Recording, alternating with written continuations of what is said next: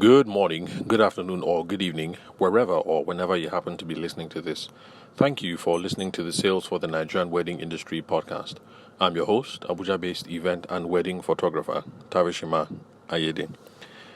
A couple of episodes ago, I think we were riffing on the subject of sales processes over contract processes and all the back end stuff, and which is more important.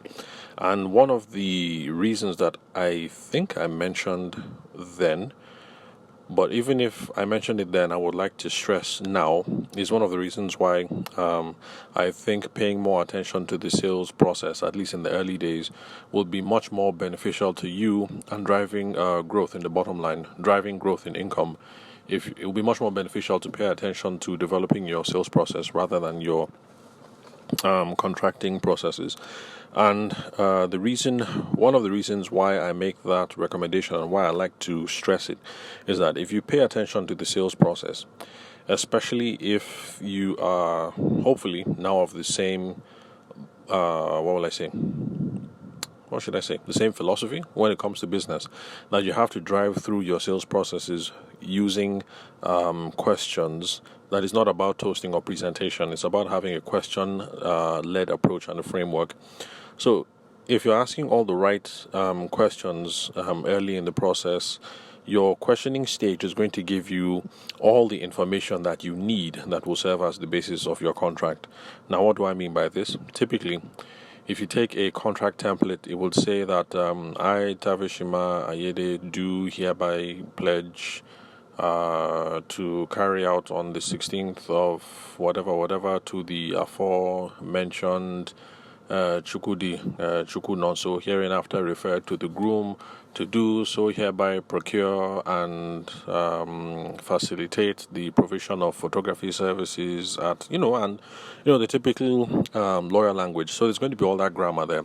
So all the places where you have fill in the blank, my name, my business name, groom's business name, services to be provided, wedding photography or wedding planning, assuming it's wedding planning, all the small details that are going to be spelled out in the contract, whether it's a 5,000 person event, the date, what are you providing, catering, all the details.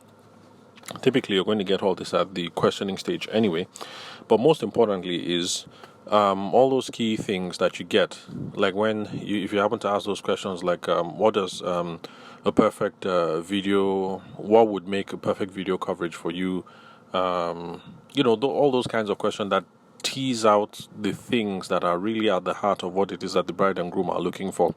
If you're able to extract all of those in the questioning stage, then it helps to give you a much more robust contract, because all this information is going to be now supplied and couched in the contract.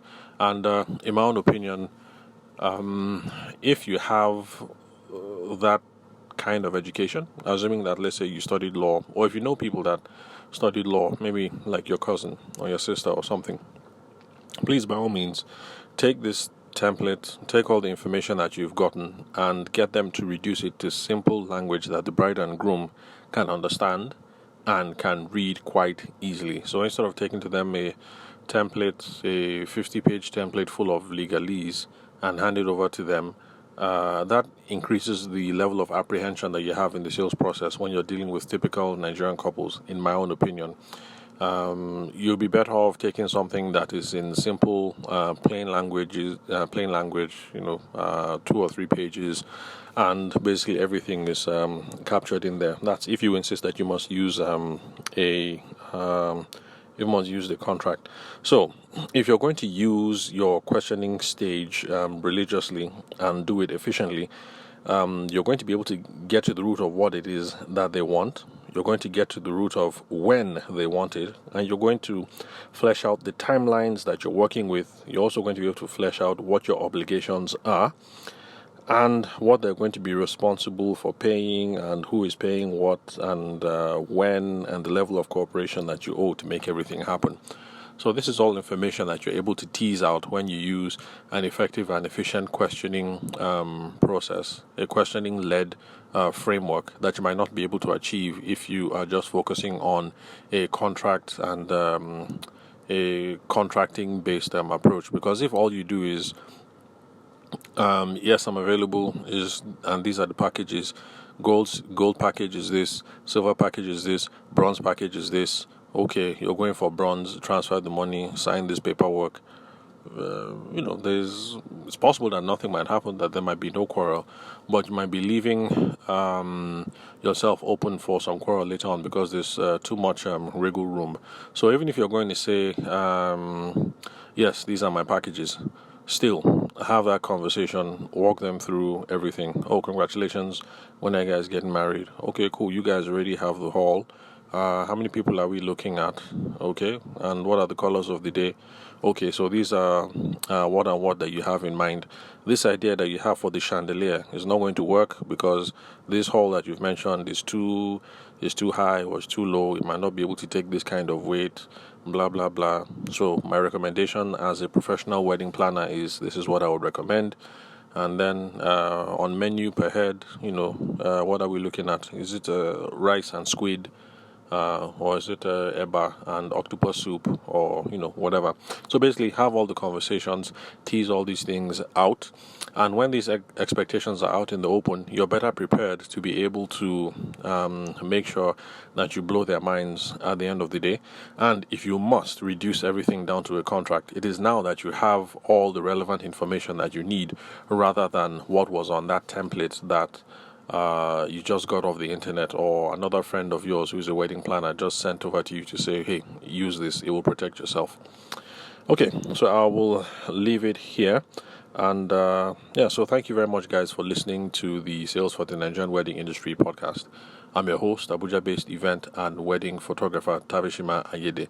I will catch you guys at the next episode. But before I leave, shout out to gosh, forgive me, I think it's Dauda or so. I think we've exchanged a few messages on Instagram. I just want to tell him thanks for listening to the podcast, because he followed my Instagram handle, and I like to send personalized messages to everyone who follows or everyone who likes. So I reached out, we sparked up a conversation. Turns out that he's a podcast listener. He only knew about the business podcast. That's this one that you're currently listening to right now. I mentioned the other podcast that I have. That's the So You're Getting Married podcast. That one is much more consumer facing, aimed much more at brides and grooms.